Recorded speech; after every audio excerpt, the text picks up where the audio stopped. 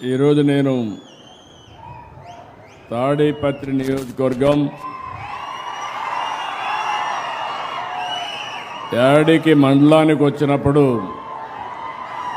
అఖండ స్వాగతం పలికిన సోదరి సోదరమణులందరికీ నమస్కారాలు, అభినందనలు, శుభాభినందనలు. సభాధ్యక్షులు, స్థానిక శాసనసభ్యులు జేసీ అశ్మిత్ రెడ్డి గారు, యువకుడు, ఉత్సాహవంతుడు, వినూత్నమైన ఆలోచనలు ఉండే వ్యక్తి. మీరందరూ కూడా పూర్తిగా సహకరించండి. ఈ నియోజకవర్గాన్ని ఒక ఆదర్శ నియోజకవర్గంగా తయారు చేసే బాధ్యత అశ్మిత్ రెడ్డి గారిదని చెప్పి నేను మీ అందరికీ తెలియజేస్తున్నా. గౌరవ పార్లమెంటు సభ్యులు గౌరవనీయులు అంబిక లక్ష్మీనారాయణ గారు ఒక వెనుకబడిన వర్గాల ప్రతినిధి, మీ అందరికీ అందుబాటులో ఉంటాడు. పార్లమెంట్లో కూడా నేను చూస్తున్నా గట్టిగా పోరాడుతున్నాడు. అలాంటి అంబిక లక్ష్మీనారాయణ గారికి సహచర మంత్రివర్గ సభ్యులు నిమ్మల రామానాయుడు గారు, పయ్యావల కేశవ్ గారు, ఇక్కడ ఉన్నటువంటి ఇరిగేషన్ డిపార్ట్మెంట్లో ఉన్నటువంటి ప్రశాంతి గారు, జిల్లా కలెక్టర్ గారు, ఈరోజు ఇక్కడ రైతుల తరపున గుర్రం రామాంజనేయులు గారు, రైతుల తరపున గులిపాడెం శివ నరసింహులు గారు, ఇంకొక పక్క గవర్నమెంట్ విప్పు కాలవ శ్రీనివాసులు గారు, సాగునీటి సంఘాల అధ్యక్షులు ఈ నియోజకవర్గంలో కొట్టం నాగేశ్వర్ గారు, డిస్ట్రిక్ట్ ప్రెసిడెంట్ అయినటువంటి సాగునీటి సంఘాల అధ్యక్షుడు కొర్రపాటి శేఖర్ గారు, ఈరోజు ఇక్కడికి వచ్చిన మిత్రులందరికీ నేను ఈరోజు వచ్చిన ముఖ్యమైన కార్యక్రమం, అనంతపూర్ జిల్లా ఒకప్పుడు ఎట్లుంది, ఈరోజు ఎట్లుందో ఒకసారి గుర్తు చేసుకుంటే భవిష్యత్తు మన చేతుల్లో ఉంది. ఆ భవిష్యత్తుకు నాంది పలకడానికి, దీన్ని లాజికల్గా తీసుకుపోవడానికి నేను ఇక్కడికి వచ్చాను. ఈ సందర్భంగా ఈ కార్యక్రమానికి వచ్చిన ప్రజాప్రతినిధులు కూడా నమస్కారాలు, అధికార యంత్రాంగానికి నమస్కారాలు. ఒక మహోన్నతమైన లక్ష్యం, నీరు అనేది సర్వస్వం. అలాంటి నీటిని ఏ విధంగా సంరక్షించుకోవాలనడానికి ఈరోజు 100 రోజుల కార్యక్రమానికి శ్రీకారం చుడుతున్నాం. నీటి బొట్టు విలువ తెలిసిన వాడిగా దశాబ్దాలుగా పనిచేస్తున్నా, నీటి భద్రత కోసం పనిచేస్తున్నా. ఈ అనంతపూర్లో మీరు చూస్తే నేను ఎప్పుడూ చెప్పేవాడిని, పరిగెత్తే నీటిని నడిపించాలి, నడిచే నీటిని నిలబెట్టాలి, నిలబడిన నీటిని భూగర్భ జలాలుగా మార్చాలి, భూమిని ఒక జలాశయంగా చేసుకోవాలి.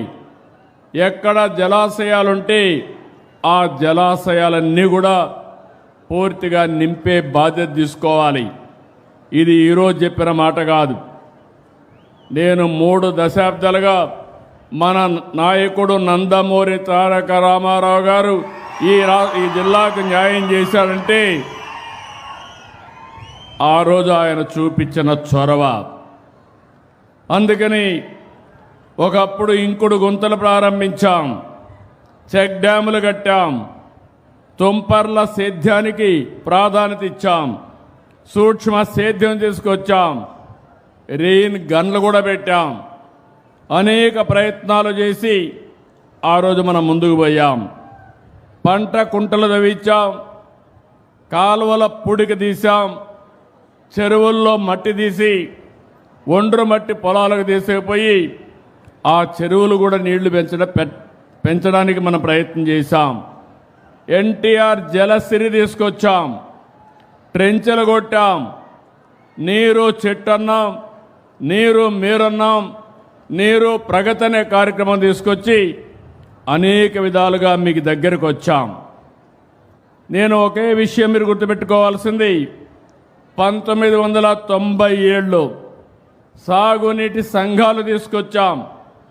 ఎందుకంటే ఎక్కడికక్కడ స్టేక్ హోల్డర్స్ ఇన్వాల్వ్మెంట్ ఉండాలి, భాగస్వామ్యం ఉండాలి.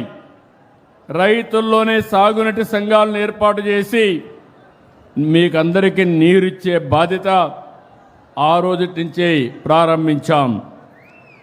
రైతులు కూడా మీరు ఆలోచించుకోవాలి. ఇప్పుడే ఇక్కడ ఒక రైతు చెప్పాడు, ఒకప్పుడైతే నేను వచ్చేవాడిని అనంతపూర్కి. వచ్చినప్పుడు ఎన్ని సమస్యలు అంటే 10 సంవత్సరాల్లో 8 సంవత్సరాలు పంటలు వచ్చేటివి కాదు, నీళ్లు కూడా సరిగా ఉండేటివి కాదు. ఒకసారి అందరూ అడిగారు, కనీసం వేరుశనగ పంట వేస్తున్నాం, మాకు ఇబ్బందులు ఉన్నాయి, కనీసం ఇన్పుట్ సబ్సిడీ ఇవ్వండి, కనీసం పెట్టుబడి ఖర్చులు విత్తనాలకన్నా ఇచ్చే బాధ్యత తీసుకోమంటే మొట్టమొదటిసారిగా ఇన్పుట్ సబ్సిడీ ప్రారంభించింది ఈ అనంతపురం జిల్లా నుంచి అని చెప్పి మరొకసారి మీ అందరికీ తెలియజేస్తున్నాను. తమ్ముళ్ళో మీరు కూర్చోవాలి. ఆ మధ్యలో ఉండే 10 మంది కూర్చుంటే వెనకాల కనపడుస్తుంది. సిడౌన్, అందరూ కూర్చోవాలి. మీరు మధ్యలో ఉండేవాళ్ళు లేస్తే వెనకాల వాళ్ళు ఏం కావాలి? కూర్చోండి, అక్కడ ఉండేవాళ్ళందరూ కూర్చోండి, అటు పక్కకు రండి.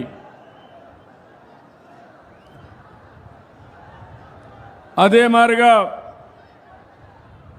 ఈరోజు ఇంకొక పక్కన మీరు ఆలోచిస్తే ఈ అనంతపూర్కి వచ్చినప్పుడే డ్రిప్ ఇరిగేషన్ వచ్చింది.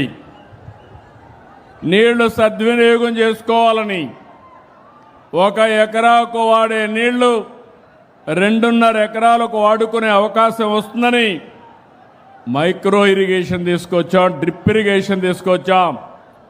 ఆ రోజు నేను ఒకటే మాట చెప్పాను, అది పెట్టుకునే శక్తి రాయలసీమలో లేదు కాబట్టి 100కి 90 రూపాయలు నేనే సబ్సిడీ ఇచ్చి 90%తో డ్రిప్ ఇరిగేషన్కి సబ్సిడీ ఇచ్చిన ఏకైక ప్రభుత్వం